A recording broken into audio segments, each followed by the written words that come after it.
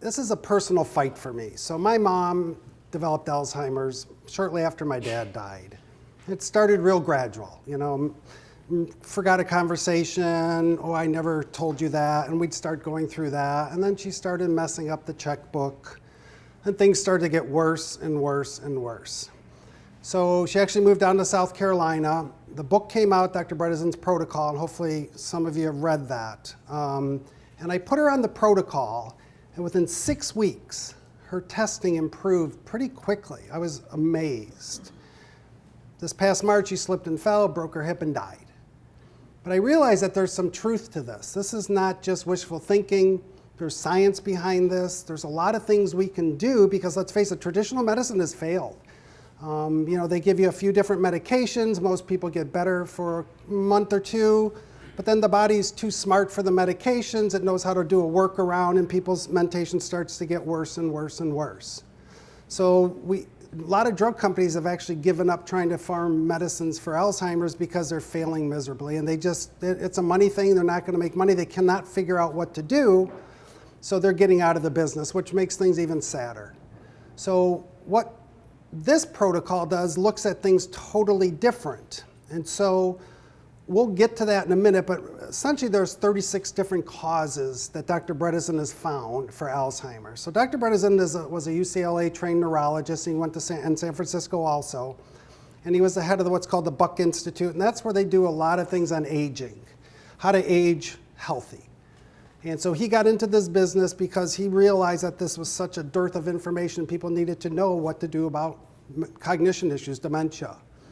And so that's when he started it. And to be honest, I think it's groundbreaking. And if you have not got the book, I really suggest you read it. It's a pretty easy read. There's a couple technical chapters. If they drive you crazy, skip them and get to the meat of it.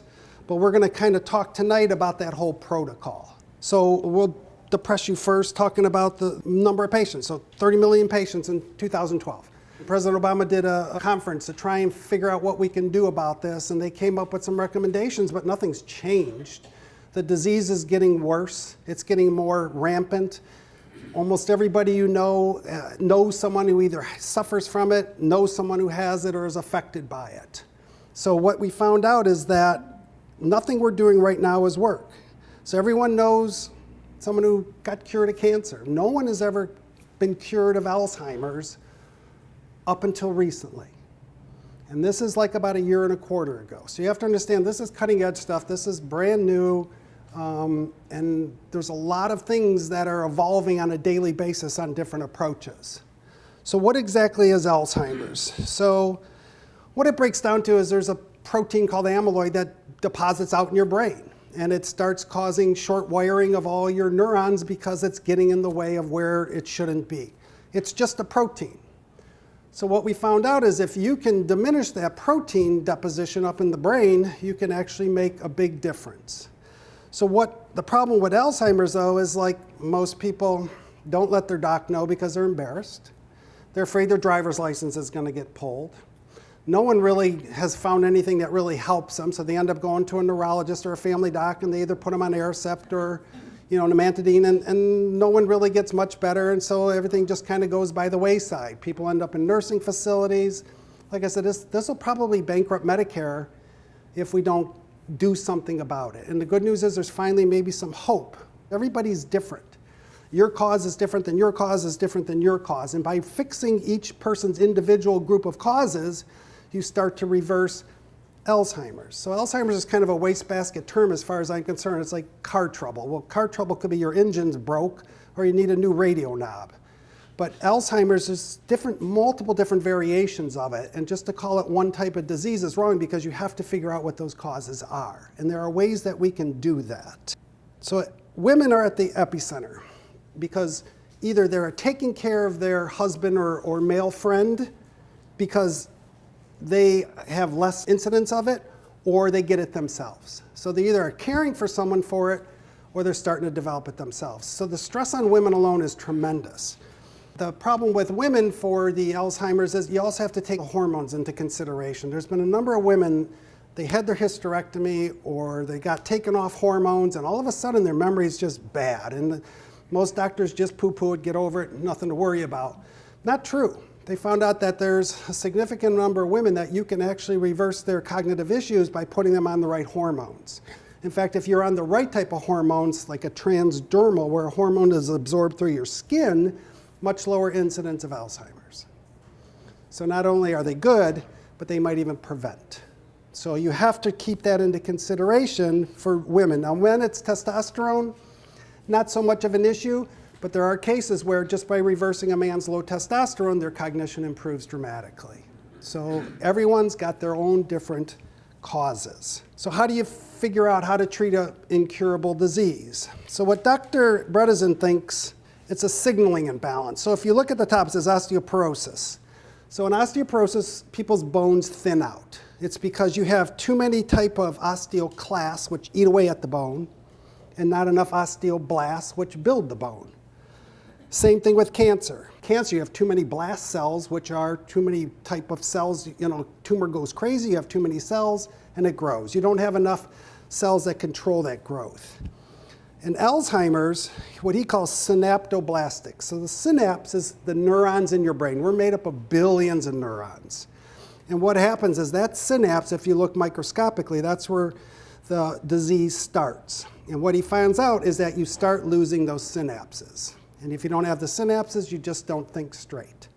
So he actually found that by fixing the synapses, provide what the factors that they need to grow, you actually can also cause brain growth. So the interesting thing is we do a neuroquant. There's a place right here in Berkeley where we can actually do MRIs of the brain, and you can actually show if you get people on the right protocol, you'll actually see growth of the brain tissue. Now, no one would believe that 5 years ago, that actually if you can make someone's brain grow and they're 70 years old or 80 years old, but Dr. Bredesen has shown it time and time again, get them on the right protocol, the most important part is called the hippocampus, that'll actually start to grow. They'll be from like in the 5th percentile compared to everybody to their age to the 85th percentile. Not only will that brain structure grow, but they'll improve on testing. You can test this. And you also can ask their spouse or friends, how are they doing? And there's improvement in that also. So to me, that kind of blew my mind that actually you could see brain growth, not at a baby, but in someone 60, 70, 80 years old. When I was in medical school, you know, everybody had hardening of the arteries or senile dementia, and everything was thought to be mini strokes or strokes. What I've been finding, to be quite honest, most people, their cause of their dementia is not due to stroke. In fact, it's probably the least, almost the second lowest incidence. So to call it mini strokes, hardening arteries, I don't see that much. Most people, it's totally different factors. So what is Alzheimer's? So like we talked about, it's that protein depositing in your brain that shouldn't be there. So what Dr. Bredesen found is that there's a protein called the amyloid precursor protein. We've all had it, it's all in our bodies. And so what happens is, if this protein is acted on correctly, it'll be cut in half. These two proteins go into the body, they'll be cleared, and it'll help the brain grow. If you have this precursor protein, and your body decides to cut it 3 different ways, these residual proteins go to your brain and destroy your brain. See where it says trophic, anti-AD? Trophic means growth factors. Anti-AD means anti-Alzheimer's. So those little chemicals on the S-APP alpha and the CTF alpha, those are the good guys. Those are the things that help you. They help your brain grow. If you cut it on the right side of those 4 things, the JCAS, the C31, those are bad actors. Those are the things that go to your brain, destroy it. That's Alzheimer's. So the question is, what makes them cleave one way versus the other way? That's the whole ball of wax right there. If we can get it to cleave the right way, brain grows, memory comes back. If it cleaves the wrong way, synapses get destroyed. So we know what the cause of the Alzheimer's is. What the problem is that the drug companies are only concentrating on the last 1 or 2 steps of the brain destruction, and that's why they keep failing. Because if you have 36 different causes and you're only trying to fix the last one up here, you're going to fail. And that's why drug companies keep failing and failing and failing. So it takes a whole mind reset to figure out a different way to approach this. So that's your synapse. So that long stem-looking thing, that's one of the synapses. It releases chemicals into the synapse, and then it goes to the next synapse and it passes on, and that's how electronic transmissions go through your brain. The ones on top, those are the good type of proteins that your body you want to make. The bad ones on the bottom, not so much, you don't want that. So his analogy is a roof with 36 holes, and I like that. That to me makes sense. So if you had a roof, this roof was leaking, there's 36 holes, we patched 2 of them. Are we going to fix anything? We're not. We'll feel better about it because we tried to do something, got 34 more holes that are leaking.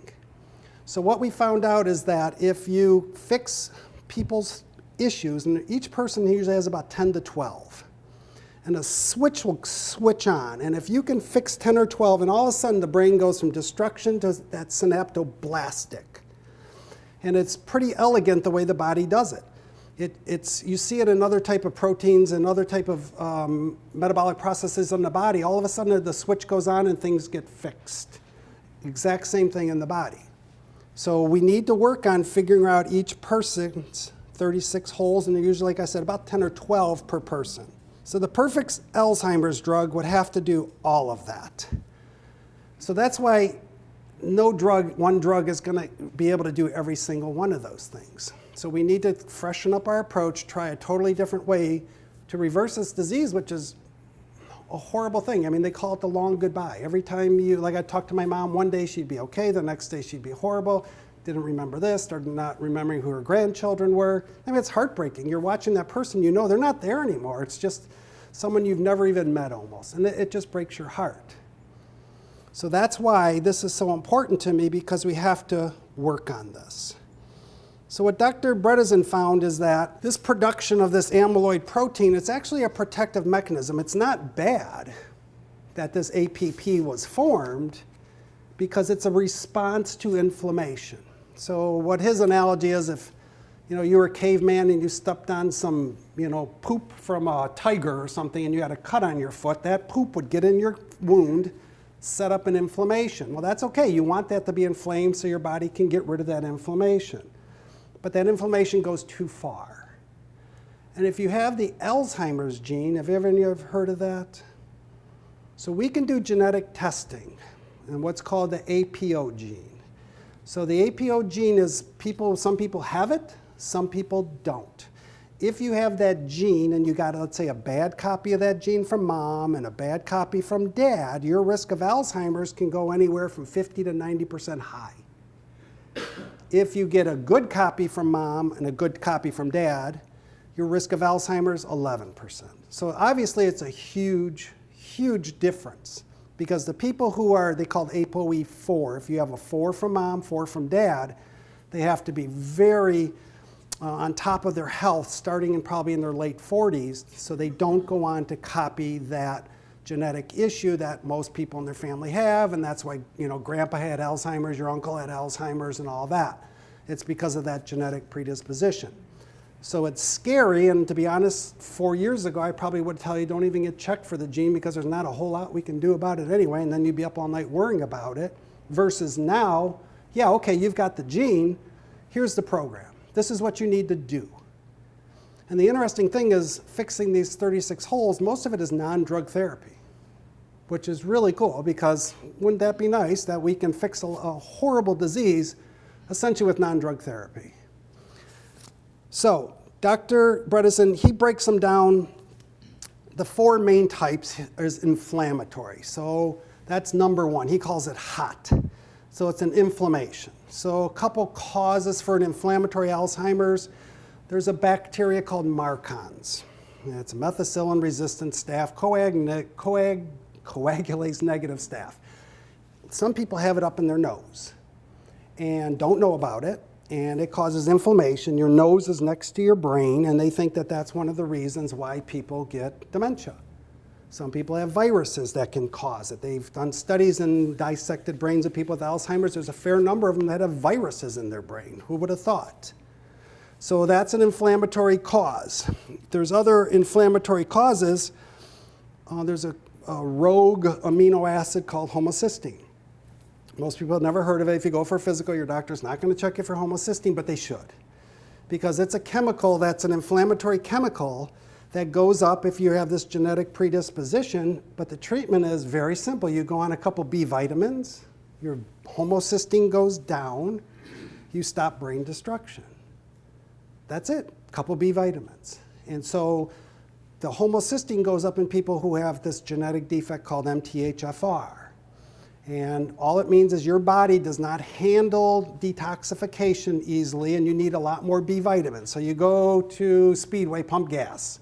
You just breathe in benzene and all these other bad chemicals while you're sitting there pumping your gas. Windy day, it's blowing right up your nose. Your body brings that in. Now, if you have this genetic defect, you're not going to be able to get rid of that normally, and it builds up in your system. I had a patient in today. We did urine testing full of full of the benzene and all the bad chemicals. It's a methylation issue. All we have to do is give you more B vitamins. The homocysteine level goes down. It stops the inflammation. So the two chemicals that are in your system that are the most destructive to your brain are insulin and homocysteine.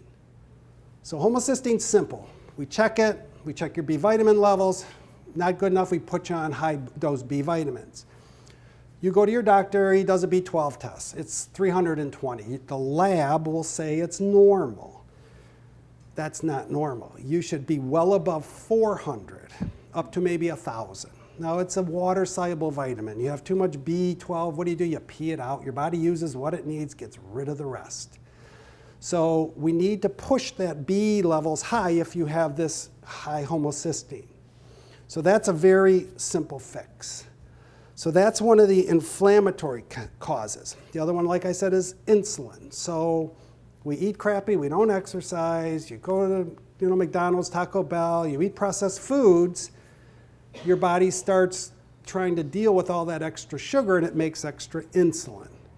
That insulin causes marked brain inflammation. So one of the best things to do is just to eat better. And you've heard that a million times, but there's a good reason for it. It's because insulin, like I said, there's two really bad chemicals, homocysteine and insulin. That was probably one of my mom's biggest issues. Ate like garbage. You know, give me my cakes, my candies, my cookies. I want sweet stuff for breakfast. You know, her insulin level was too high. So that was a big issue. Trying to get her to change was tough. But she was in a nursing facility, so I could start to control her diet. And that's one of the reasons why within 6 weeks I started to make her better till she fell. So don't discount when people say you got to eat better. It's not garbage. So type 1 is inflammation. Type 2 is trophic. So trophic means growth. So what we found out is that one of the things that can lead to dementia is if you don't have enough good things that causes growth in your body. Now for women, like we talked about, it could be your hormones. It could be you need vitamin D. It could be you need your thyroid. It could be all kinds of calcium and proteins and all these other things that we measure. So like traditional med, anything a vitamin D level above 30 is okay. Well, we found out there's a vitamin D receptor on every cell in your body, your brain, your heart, your skin, your bones. It's not just for your bones. So God would not put a vitamin D receptor in your brain, your heart, your kidneys, and everything if there wasn't a good reason for it. So we like to keep the vitamin D levels around 50 to 60 because we found out that people who keep it much higher than what traditional medicine will accept do much better as far as brain growth and how they feel. And there might even be some cancer prevention issues in there too. So get that 15 minutes of sunshine if it ever comes out again in Michigan, and do it without sunblock because that 15 minutes will help your body produce the vitamin D. So don't be afraid of 15, 20 minutes of sunshine a day. Get it when you can. So the third type, so we have inflammatory or hot, cold or trophic, so too much inflammation, not enough of the good stuff, or toxins. And this has surprised me more than anything. I thought I would see maybe 1 out of 20 people who have a toxin-mediated cause of memory loss. I'd say it's 3 to 4 out of 10 now. Significant amount of mold in the world, significant amount of people who are exposed to chemicals and can't methylate them like we talked about. And there's genetic testing to tell if you can handle toxins or not. Your insurance will not want to pay for it. But what I'm doing now is, so let's say people come in and I'm looking, so I'll check for mold in their urine, mold toxin. So vast majority of people I suspect have it. So it's not just mold I'm checking. This is mold that's been in their body that produced the toxin, and it's being excreted through their urine. So I know it's in there. And that's been proven that there has been actually MRI changes of the person's brain just from being exposed to mold. Right now, I am living in a different house than my normal house because my refrigerator leaked water, grew mold. I never smelt it, never saw it, had no idea till I pulled a little baseboard out that looked a little wet and found mold everywhere. We had to put HEPA filters in our house.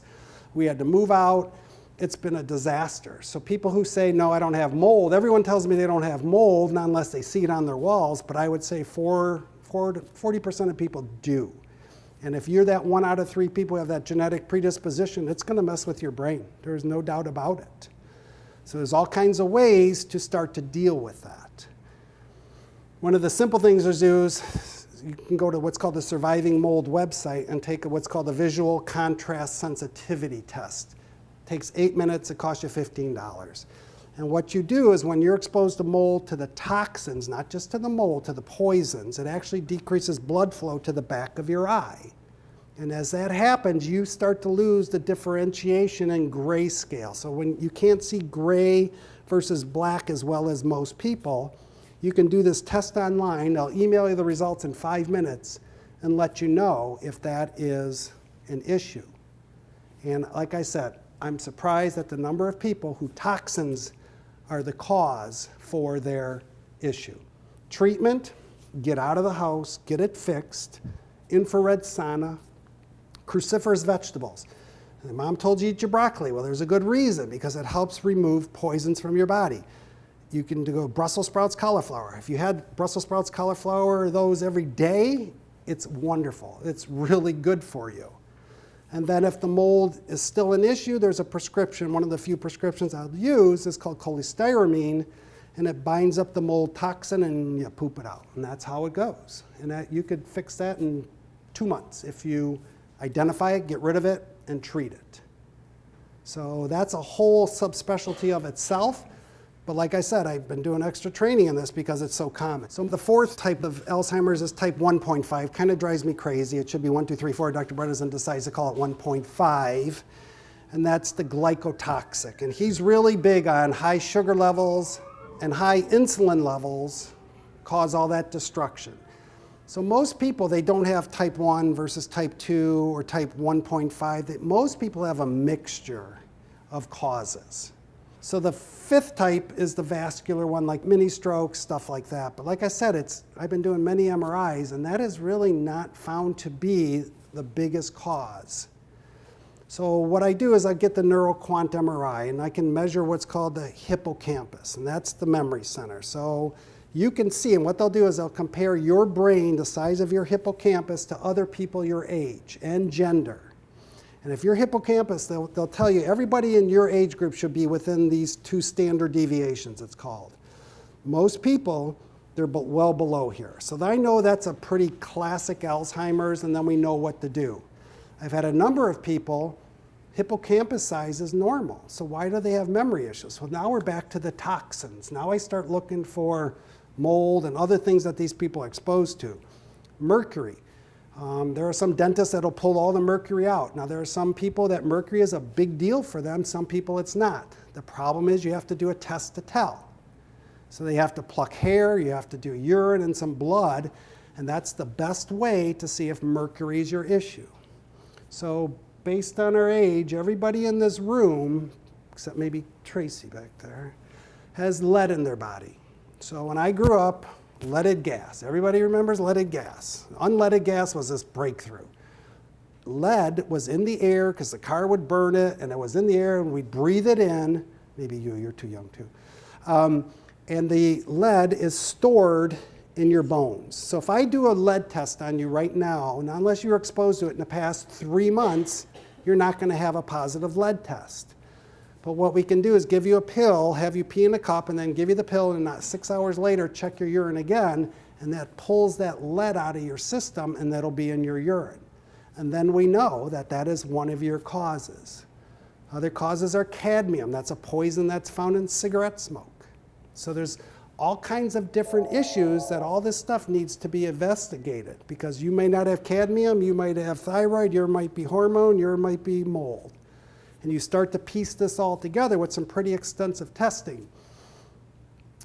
So what we usually do is a bunch of tests, and then after that, we just don't do a whole lot of testing after, just some basic follow-up.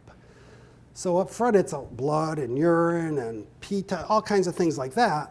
But then we have a really good idea of what's going on. And that's the way I approach it. So here's that again. So if that APP in the middle is split twice, you're actually going to have brain growth. If it's cut into 4 pieces, you got troubles. So we have to identify those pieces, what's causing it to cut this way versus that way. So if you think about it, it makes sense, because if you picture, say, the most beautiful woman you've ever seen, Christy Brinkley or someone, and you picture Arnold Schwarzenegger, okay? The difference between them is testosterone and estrogen. The difference between testosterone and estrogen is 1 carbon. That's it. The structures are almost identical, except one has an extra carbon. Now you picture those 2 people, they're about as different as they can be, yet the difference is only 1 carbon in the molecule that makes up the hormone difference. And that's how the body is. It's just these slight variations can cause huge differences in outcomes. So here's what Dr. Bredesen talks about, that APOE. That's the gene test. And so what you want to do, if you have 0 copies, meaning you have a 3 from mom and a 3 from dad, you have a 9% lifetime risk. If you're heterozygous, meaning you got a 4 from mom or dad and a 3 from the other one, you have about 30% lifetime risk. If you have homozygous, you mean you got a 4 and a 4, that's not a good thing. You are really at high risk for Alzheimer's. The cheapest way to get this testing, so up until March, Medicare used to pay for me to do genetic testing. Medicare decided they're not paying for any more genetic testing. So what we do now is I tell people to do a 23andMe, if you've heard of that. So you can order it online. It's a spit test, it's $200, and you will get more information about your genes than you ever wanted to know. It tells you if you sleep good, how much coffee you like, and everything. It's kind of mind-boggling. I do suggest you use somebody else's name when you apply to do your 23andMe, so they can't tie it to you. So what I'm concerned about, and I don't think I'm crazy, is 10 years from now, insurance companies are going to be able to get your genetic information just like it's being sold to all the law enforcement agencies right now. And they're going to say, you're a APO44, we're not going to insure you because we know your chance of Alzheimer's is really high. So use somebody else's name, somebody you didn't like in high school or something, put their name on it, send it off, and then you'll be surprised. And then what you also can do is take that information and feed it into another website called Genetic Genie. And it's free, and it'll give you about 60 more genetic testing results that are just fascinating. How you handle vitamin D, how you break down epinephrine, and all these things.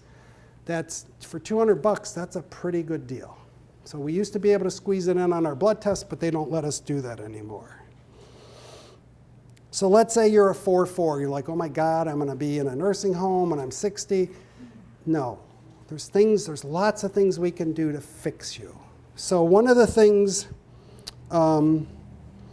that's easy sounds simple, eat blueberries. So they took people in nursing home, and they gave one group of people blueberries and the other people not.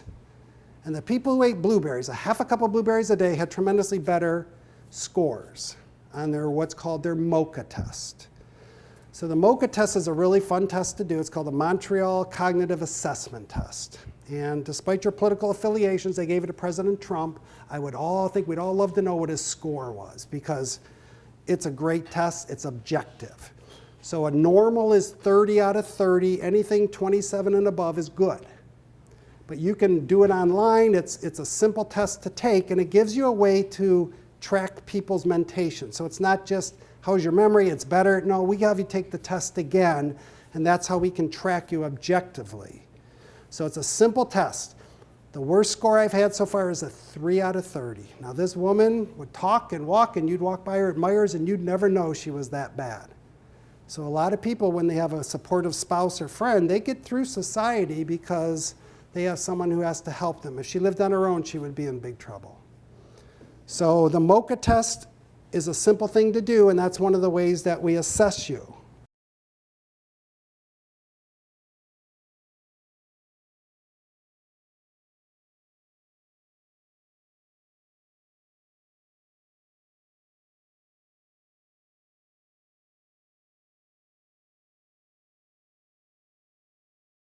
Here's a case. So this is a person, a 66-year-old male. He's ApoE43, meaning he had about a 50% risk of Alzheimer's.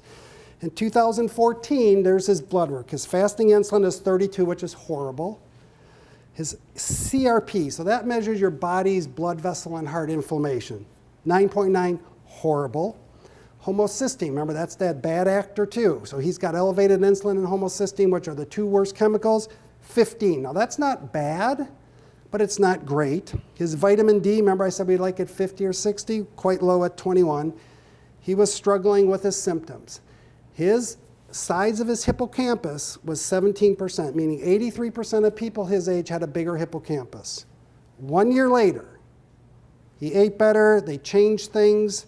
His insulin dropped, his CRP dropped, his homocysteine dropped, his vitamin D went up. He's working full-time. His brain grew from 17%, 75th percentile. Now that's science. You can't fake someone's brain to grow. This is pure science, and we can measure all of these things in your brain. So this is not wishful thinking, click your heels together, oh, Dorothy, this is all great. This is truth. This is science behind everything that's here. So there's so many things that you can do. So like he says, you have to pull out all the stops.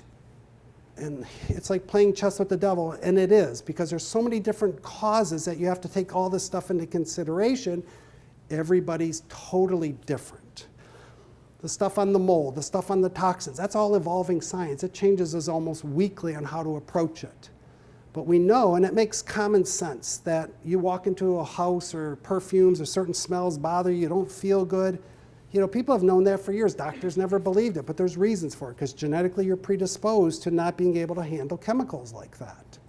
Some people can't deal with new carpeting. It gives them a headache. They're not anxious or depressed. It's because they have a genetic issue. So it can be reversed, improved, sustained. It has to be personalized, and you have to look at what the underlying, what's called the pathophysiology. So I think the biggest thing is I want everyone to realize there's hope out there. And it's not something, oh, well, take your Aricept and come see me in 6 months when you'll be worse, and then I'll maybe raise your dose, but I can't raise it because you're at the max dose and there's nothing more I can do for you. I just don't think that that's good enough anymore, especially because of this research. And if you get the book, The End of Alzheimer's, hopefully you'll get it. If you haven't read it already, there's all kind of references. This is all stuff that's proven on scientific papers. So Dr. Bredesen's out of UCLA, and my concern was maybe it was wishful thinking. So about 6 months ago, another university in Washington called WashU in St. Louis, Missouri. WashU is a very well-respected medical school. They repeated the way he approached the disease, and they found the exact same findings, that it worked, that people got better, that the hippocampus grew. And so there's all kinds of things out there that prove it, and he's also going to be releasing, I think, a paper with 500 more cases. That'll be out in the literature in the next probably couple months to prove it again.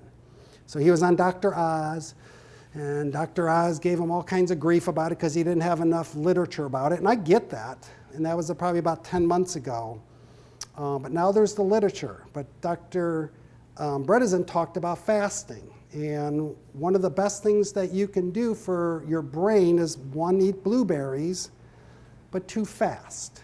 So what you should try and do is when you're done eating dinner for the night, you're done. So if you're eating at 9 o'clock, you're not hungry, you're just craving, and it's a habit. So if you can go from, let's say, 7 p.m. at night till 7 in the morning with nothing but water, it produces what's called ketone bodies. And ketone bodies are great. Your brain loves it. It's a perfect energy source for your brain. And it helps your brain heal. So try not to snack. So if you have someone who has memory problems, 12 hours, nothing but water. Then, especially, remember we talked about the APO, the gene thing? So if you're a 4-4, you got those 2 bad genes from mom and dad, if you can do that for 14 hours, it really helps. So what I do is I take a little bit of what's called MCT oil, medium chain triglyceride, which is a really good fat. And I put about a tablespoon in some water and I drink it. And then I get 2 more hours of fasting. And what that does is, because it's a fat, it fills you up. You won't get hungry. You'll feel a little weird for about a half hour because your body's like, where's the food? But then it starts burning that fat and you produce more of those ketone bodies. And that's really good for your brain. That is such an easy thing to do. And then what you do is you eat within the rest of the hours of the day. 14-hour fast, anyone can do that. That's one of the things I did for my mom. Now, getting it done at the nursing home was like pulling teeth. They thought I was starving her and all kinds of stuff like that. Not true. You're just condensing the hours in what you eat. So blueberry. Pardon? What kind of fat was it? Medium chain triglyceride oil. You can buy it here. It's very readily available. But where it comes from is coconut oil. So if you use coconut oil. So where we kind of found this out is there's a thing called bulletproof coffee. It started in California. What people would do is have coffee and they put a hunk of butter in there. Yuck. But people were getting better. And what they figured out, it's because it has good fats in there. So we need good fats. So most people in America eat way too much protein, way too many carbs, and not enough good fats. So the blood work I do, I check for the level of the good fats and the bad fats. Almost everybody, 8 out of 10 people, do not have enough good fats. So the way you get that is through fish oil, krill oil, and through the MCT oils and walnuts, chia seeds, flax seeds, little things like that. You start reversing. So that's one cause. You fix the fats, you fix the thyroid, give them a little bit more vitamin D, get them out of the moldy environment. Other thing that works very well is exercise. And it doesn't have to be go to the gym and all that. 15 minutes of walking, a day is wonderful. The other thing is social interaction. They've done studies on people. People who are engaged, who have a reason for living, who keep working or do volunteer work or help other people, tremendously helps their brains. So don't lose hope. Read the book. If you have questions, let us know. Don't give up. There's lots of things out there that can do. Diet makes a difference. Exercise makes a difference too.